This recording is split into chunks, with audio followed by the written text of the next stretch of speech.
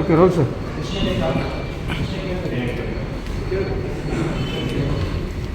Sir, ಸರ್ಕಾರಿ ಪ್ರದೇಶಗಳಲ್ಲಿ RSSನ ಚಟುವಟಿಕೆಗಳನ್ನ ನಿರ್ಬಂಧಿಸಬೇಕು ಅಂತ ಪ್ರಿಯಾಂಕ್ ಖರ್ಗೆ ಅವರು ಸಿದ್ದರಾಮಯ್ಯ ಪತ್ರ ಬರೆದಿದ್ದಾರೆ.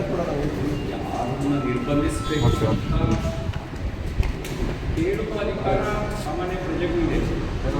ಪ್ರಿಯಾಂಕ್ ಖರ್ಗೆ ಅವರು ಹೇಳುವ ಅಧಿಕಾರ ಯಾವ ಕಾರಣಕ್ಕೆ ಆಪಾದನೆ ಇದೆ ಅದು ಪೂರ್ವಾಗ್ರಹಪೀಠವಾಗಿದ್ದು ದ್ವೇಷದಿಂದ ಸಂವಿಧಾನ ಬಾಹಿರವಾಗಿ ಅವರ ಆಪಾದನೆ. ಅವರು ಹೇಳಿದ್ದಾರೆ ಶಾಲೆಗಳಲ್ಲಿ ಘೋಷಣೆಗಳನ್ನು ಕೂಗುತ್ತಾ ಮತ್ತು ಮಕ್ಕಳ ಮನಸ್ಸಿನಲ್ಲಿ ನಕಾರಾತ್ಮಕ ಭಾವನೆಗಳನ್ನು ಬಿತ್ತುತ್ತಾ ಇದು ಅವರ ಆಪಾದನೆ, ಸುಳ್ಳು ಆಪಾದನೆ, ಪೂರ್ವಾಗ್ರಹದಿಂದ ಕೂಡಿರ್ತಕ್ಕಂಥ ಆಪಾದನೆ, ದ್ವೇಷದ ಆಪಾದನೆ. ಸಂವಿಧಾನವೇ ಸಂಘಟನೆ ಕಟ್ಟೋದಕ್ಕೆ ಮುಕ್ತ ಅವಕಾಶ ಕೊಟ್ಟಿದೆ. ಸಂವಿಧಾನಾತ್ಮಕವಾಗಿಯೇ ರಾಷ್ಟ್ರೀಯ ಸ್ವಯಂ ಸೇವಕ ಸಂಘ ಶಾಖೆಗೆ ನಡೆಸದೆ ಸಾರ್ವಜನಿಕ ಸ್ಥಳ ಅನ್ನೋದೇ ಯಾರಪ್ಪನ ಆಸ್ತಿ ಅಂತ. ಸಾರ್ವಜನಿಕ ಅಂದರೆ ಪ್ರತಿಯೊಬ್ಬ ಭಾರತೀಯನ ಆಸ್ತಿ ಅಂತ. ಯಾರ ಅಪ್ಪನ ಆಸ್ತಿ ಅಂತ ಪ್ರಿಯಾಂಕಾಗಿ ಭಾವಿಸಿದ್ದಾರೆ. ಯಾರ ಅಪ್ಪನ ಆಸ್ತಿಯೂ ಅಲ್ಲ ಸಾರ್ವಜನಿಕ ಸ್ಥಳ, ಅದು ಪ್ರತಿಯೊಬ್ಬರಿಗೂ ಸೇರಿದ್ದು, ದೇಶದ ಪ್ರತಿಯೊಬ್ಬರಿಗೂ ಸೇರಿದ್ದು. ರಾಷ್ಟ್ರೀಯ ಸ್ವಯಂ ಸೇವಕ ಸಂಘ ಅಂದರೆ ಹೆಸರೇ ರಾಷ್ಟ್ರೀಯ, ಸ್ವಂತಕ್ಕೆ ಏನೂ ಯೋಚನೆ ಮಾಡದೇ ಇಲ್ಲ.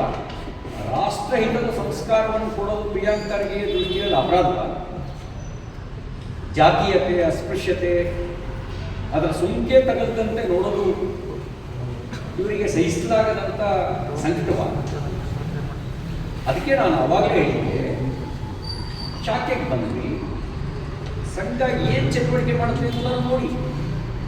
ರಾಷ್ಟ್ರಭಕ್ತಿಯ ಶಿಕ್ಷಣ ಕೊಡೋದು ನಿಮ್ಮ ದೃಷ್ಟಿಯಲ್ಲಿ ಅಪರಾಧ ಆಗೋದಾದರೆ ಬದಲಾಗಬೇಕಾಗಿರೋದು ನೀವು, ಬದಲಾಯಿಸ್ಕೋಬೇಕಾಗಿರೋದು ನಿಮ್ಮ ಮನಸ್ಥಿತಿಯನ್ನು. ರಾಷ್ಟ್ರಭಕ್ತಿ ಇಲ್ಲದೆ ಇದ್ದರೆ ಅಂದರೆ ಇನ್ನೇನು ಬೆಳೆಯುತ್ತೆ ಆ ಜಾಗದಲ್ಲಿ? ನೀವು ಯೋಚನೆ ಮಾಡಬೇಕು. ಶಾಲೆಗಳಲ್ಲೂ ಎಲ್ಲ ಶಾಲೆಗಳಲ್ಲೂ ಕಲಿಸ್ತಾ ಇದೆ ಇರುವಂಥ ರಾಷ್ಟ್ರಭಕ್ತಿಯ ಶಿಕ್ಷಣವನ್ನು